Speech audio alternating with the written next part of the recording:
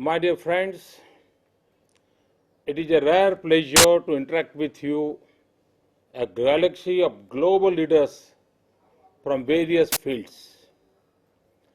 I must also compliment the Emerging Markets Forum for its impressive journey towards a global platform. I had the occasion to be in the meeting of the forum in 2009 at Mumbai, just Gautam told you. With the use of technology, I am again before you. Very good morning to all of you. I've seen from your papers that you are focusing on a very important issue of global economy. I wish you all the success in your efforts to find answers to questions which the humanity is keenly awaiting. I've been told that you want to know my views on effective governance in democracy and with a special reference to my Gujarat experience. I'm also told that you will like to know the Gujarat experience of delivering results in a democratic setup. Friends, the modern world has seen three very extreme systems of governance: the foreign rule over colonies, the authoritarian systems, and the democracies. By now, it is proved beyond doubt that people's own government in a democracy is the best possible system. It may have its limitations, but nothing better has evolved. We have also seen that it has made lives of the people better in a number of countries. The best thing about democracy is that it is a self-correcting system. Autopilot system is there for the correction. There are internal control in it. Moreover, there is a process and possibility for listening to the people's voice. Problem arises when a disconnect occurs. Both the people and the governments forget each other once the elections are over.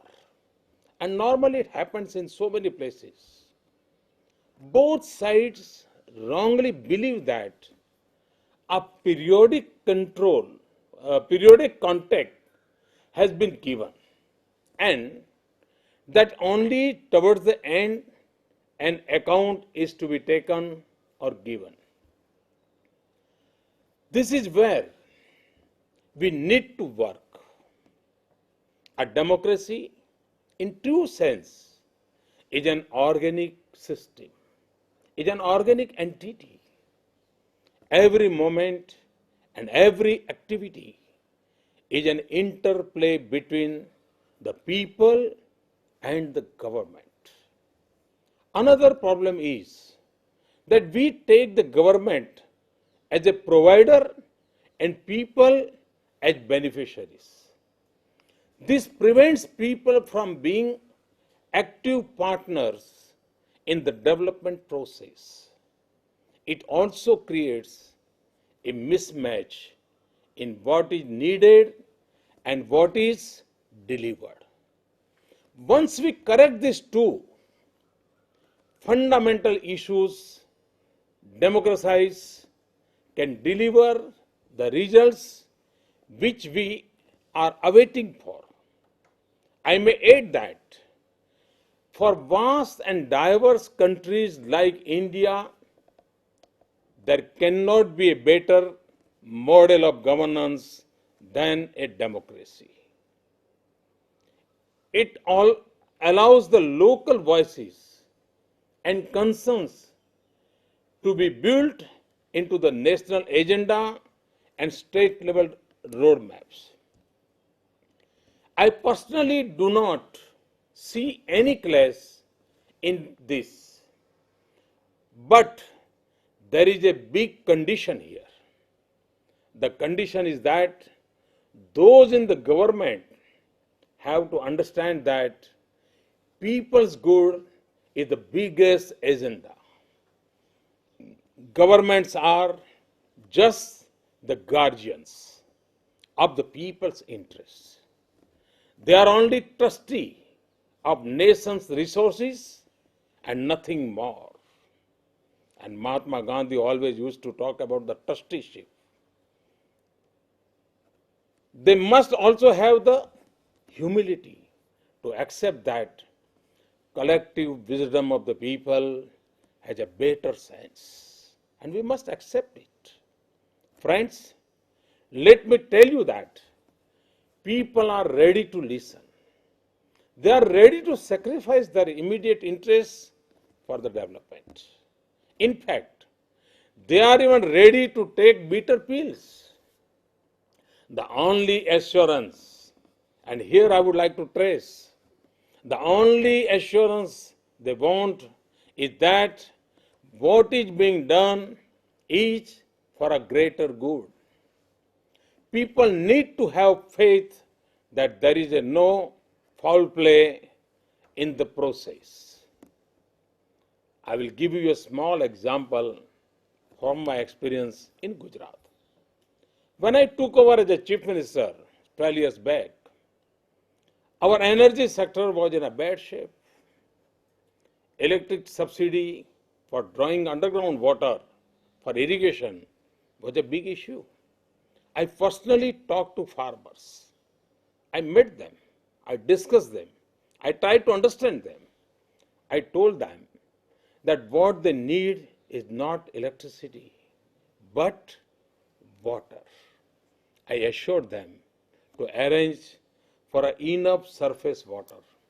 At the same time, I also appeal to them for water conservation through micro irrigation and other measures. Both the government and people work together, and the waterfront, we could create a large number of water harvesting and conservation structures. Today, most parts of the state get surface water. It has also led to rising of the underground water tables. So, the net result in financial terms is that the expenses of the farmers have reduced.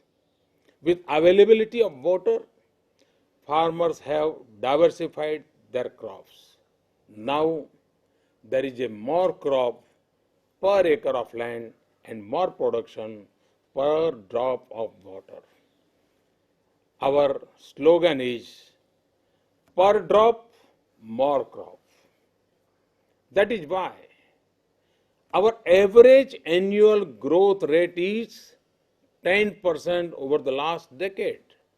And I would like to inform you that Gujarat was never an agriculture state. Today, we are leading in sector.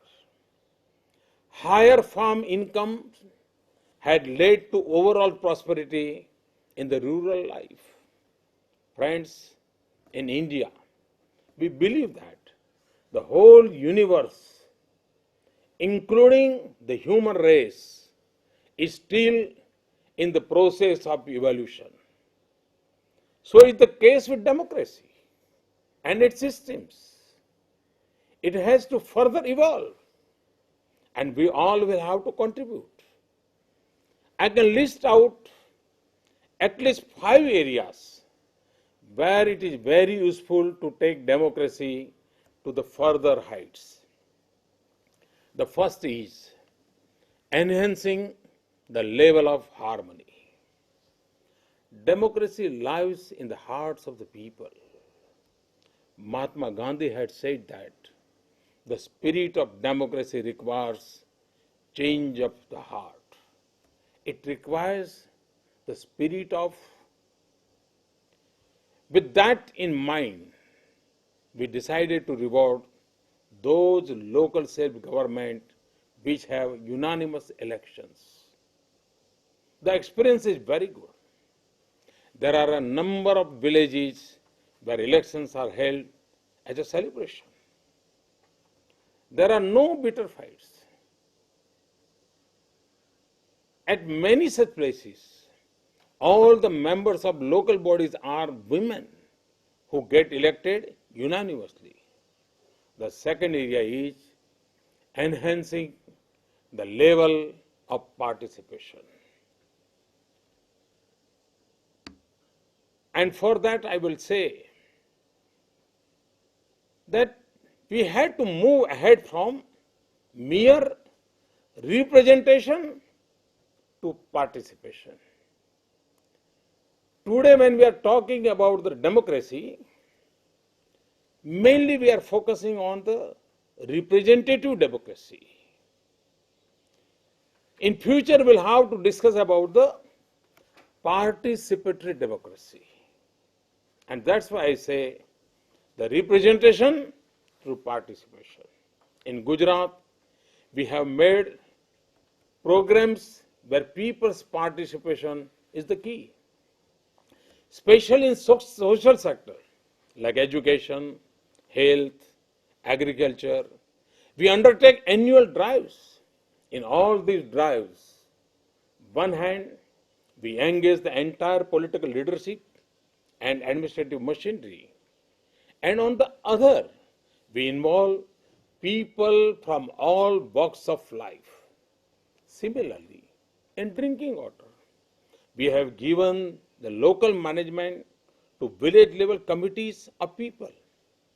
This initiative on the banner of WASMO institution has got Public Service Award of the UN. In fact, now this WASMO institution has become a mass movement. The third is enhancing the level of information. The present age is an age of information. Governments cannot be kept and run from secret files. The time has gone. With this in mind, we have laid a robust broadband connectivity up to the villages. Our optical fiber network is the biggest in Asia. With the help of this, government and the people are able to exchange information on a real-time basis. Our policy formulation is also a result of wide consultation with the people. We put the draft policies online for people to view and give inputs. And this shows the transparency. A policy thus evolved is owned by the government and also by the people. This helps in the process of implementation. The result is that even a common man knows that we are a policy-driven state. And in democracy, this is the fundamental. The state must be a policy-driven. The fourth is enhancing the level of institutionalization. Friends, ideas have limited life. But when they are given the shape of institutions, when ideas get the support of institutions, they live longer. A democracy stands upon its institutions.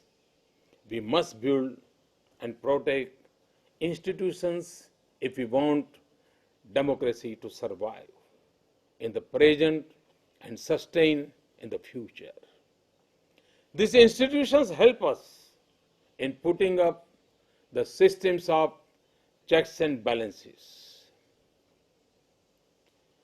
It is also necessary to keep decentralizing these institutions once they become mature. Here also, we can learn from Mahatma Gandhi. He had said that the remedy is not in avoiding democracy. The remedy is in reducing the possibility of misuse to minimum.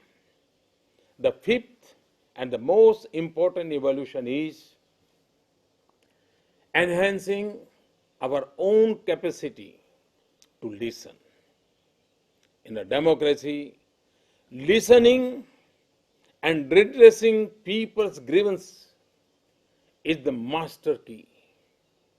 Since last 10 years, we have been running an ICT-based program called Swagat.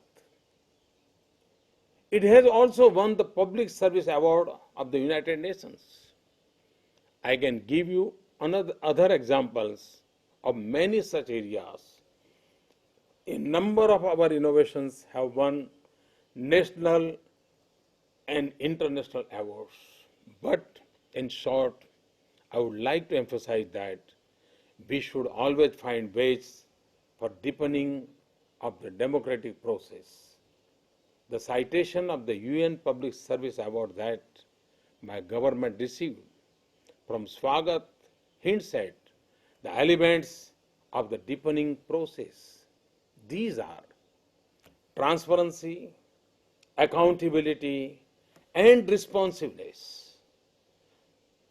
I'm sure that country like us, when we get this type of award from the United Nations, it can be an inspiration for so many other small countries and so many states in India.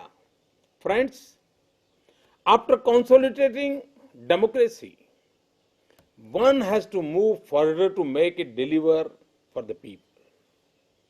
Gujarat was basically known as a trading society since centuries. Gujarat was basically a trading society.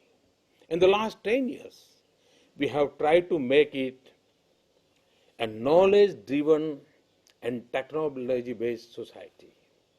It is only through innovation and application of technology that we can cross the twin barriers of mediocrity and middle income trap. We are actively collaborating with foreign universities and institutions of excellence. We have created a platform known as iCreate to encourage innovations. We have set up a specialized university in several areas, including forensic science. And when I'm talking about the forensic science, I'm happy to say that we are only a state in the world where we have a forensic science university. There are subjects in the university, but exclusively dedicated forensic science university, nowhere in the world the Gujarat has started this forensic science university. Because we know the future challenges. We know about the cyber crimes. We know how technology is working in the criminal world. And that's why this forensic science university is our new university. Our petroleum university, our law education, our teachers' education, the number of seats in the technical and management institution has gone up 5 times in the last 8 years. It is seen around the world that manufacturing strength has come with mega economic zones and logistic facilities. Taking advantage of our 1,600-kilometer long coastline, we are setting up a number of big investment regions and port cities. They will be smart cities driven by technology, efficient infrastructure, and best policy practices. Moving even beyond e-governance and m-governance, we are now using satellite-based systems. We are using it in a wide range of areas like grassroots level planning, distance education, telemedicine, so many. Friends, democracy being a participatory system, there will always be a competition between the urgent and important. Unfortunately, the leaders of today are engaged only in managing and reacting to urgencies. Such matters arise on a day-to basis. A lot of energy and time goes into this. The worst part is that the real and long-term issues remain sidetracked. The people who need genuine attention and intervention remain on margin. In such times, the maturity of democratic institution is very important. Also, the rationality and responsibility of the political leaders is tested in such situations.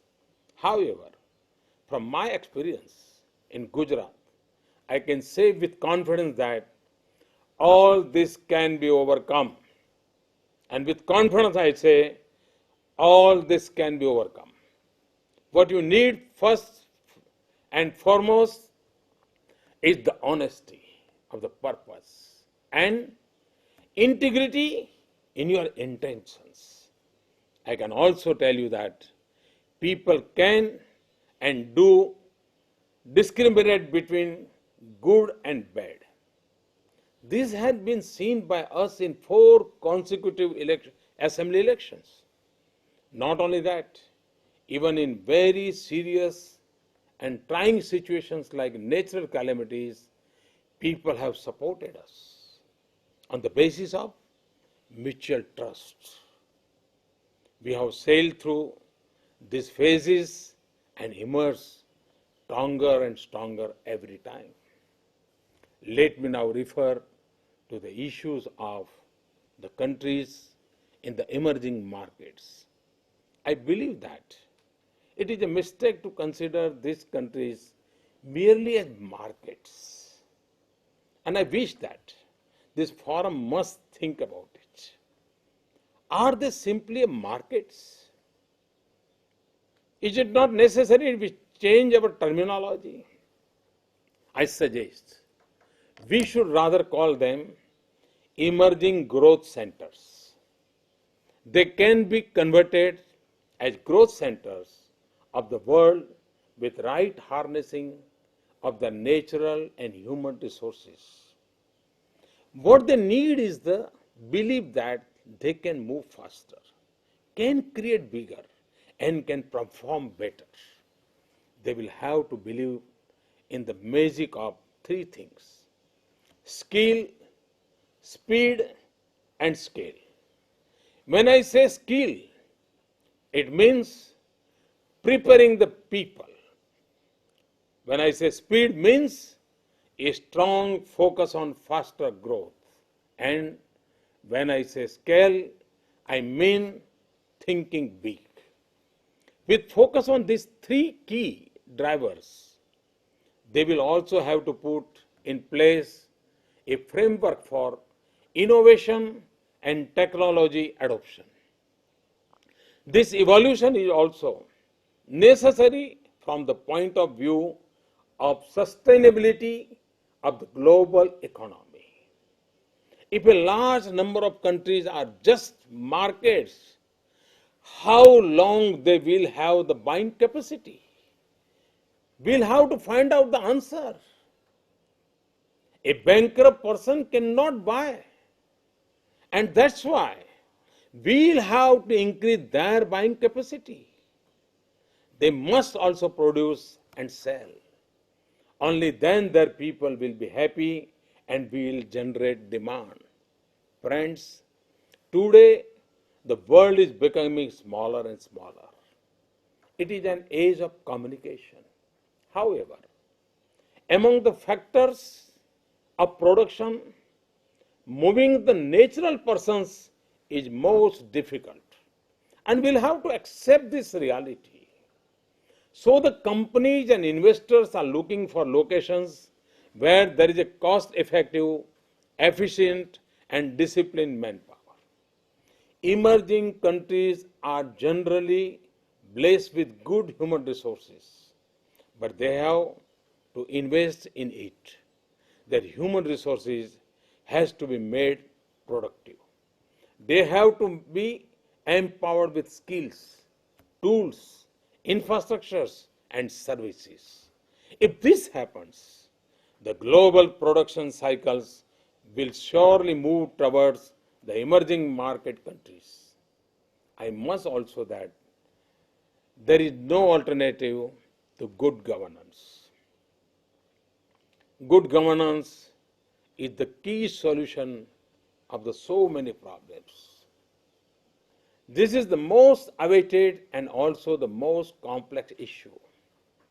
We have to learn every day and from everyone to make it better and better.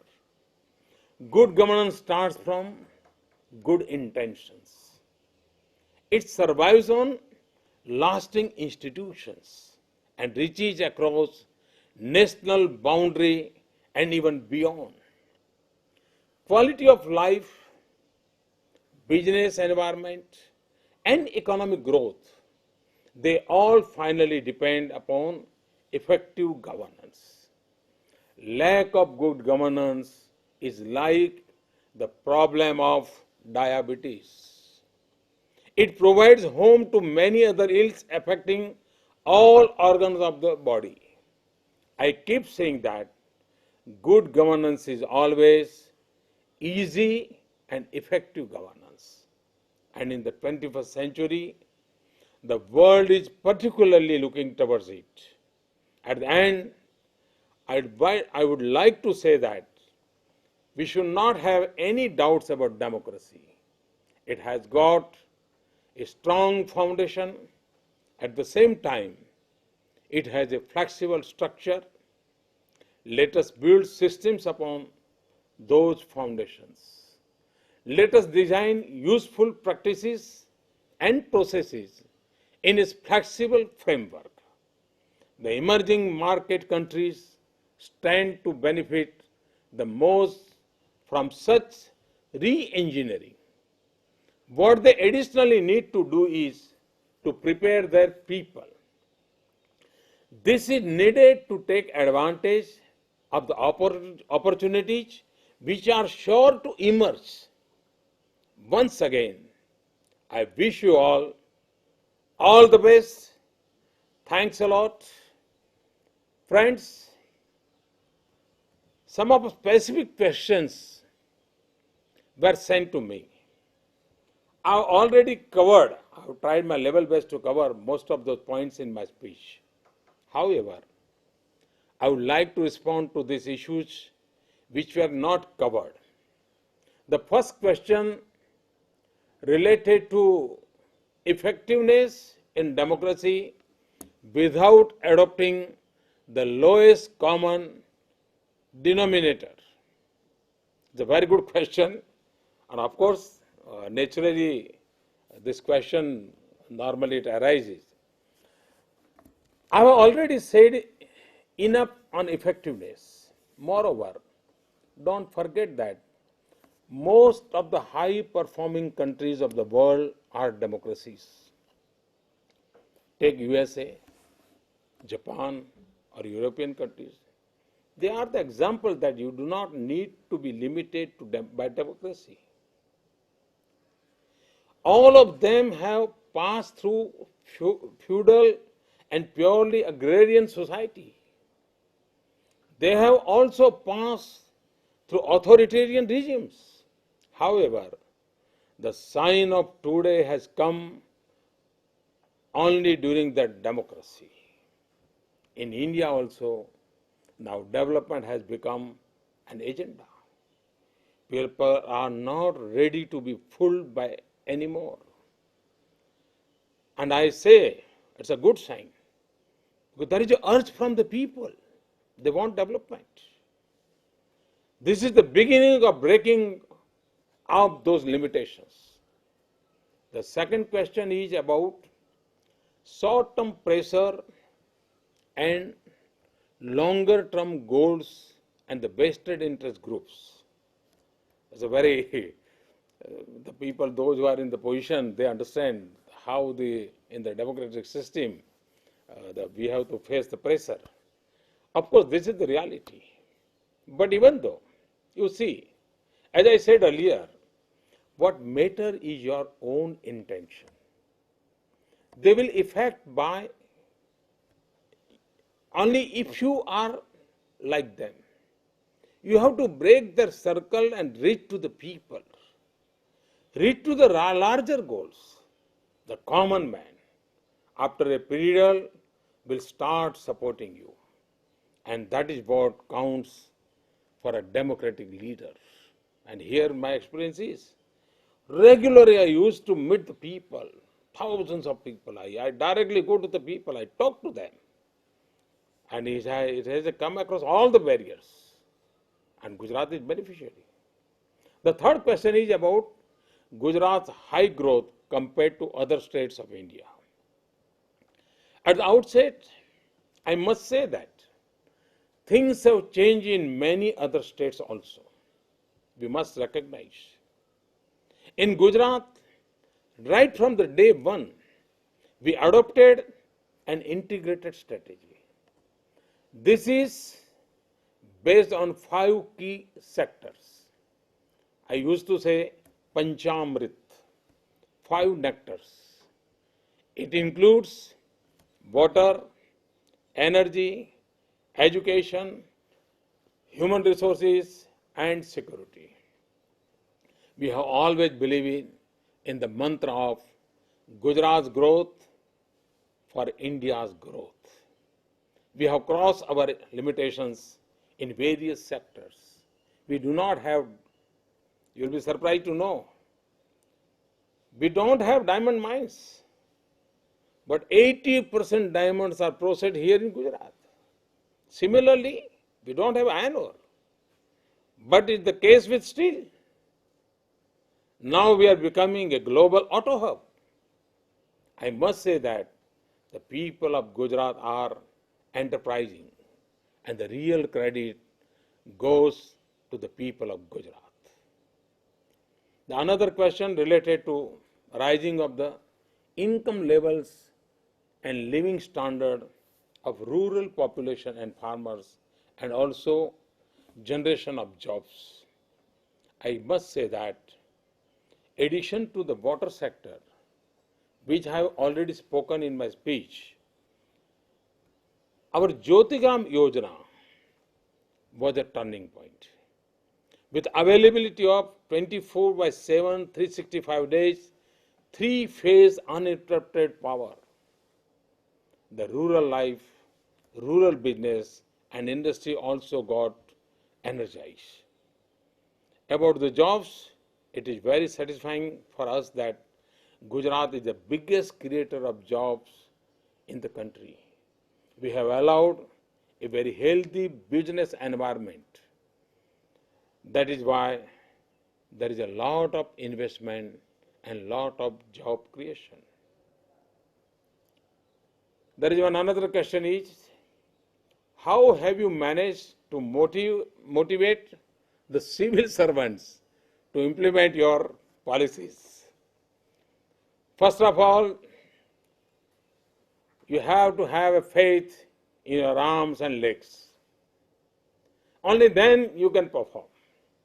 I motivated them to take decisions. I encouraged them to take up projects which give them self-satisfaction. In our mythology, we used to say, Swantah Sukhaya, self-satisfaction. And I gave a freedom to all my government employees. They can take up that project according to their wish, according to their choice. And there is a very good result. It was a very good encouragement. We call this project Swantah Sukhaya. We regularly organize Chintan Shivir, which are brainstorming sessions to share information and cut across departmental rigidity. The last question which I have received that regarding the controlling of the corruption, and particularly you have asked about the Gujarat.